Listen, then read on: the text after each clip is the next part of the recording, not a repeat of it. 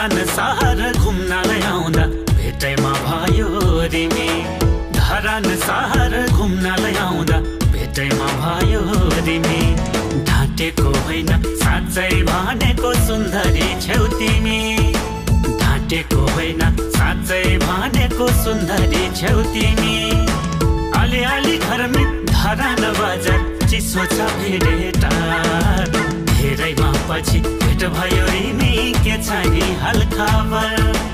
धेरैमा पछि भेट भयो रिमी के छ नि हालखबर।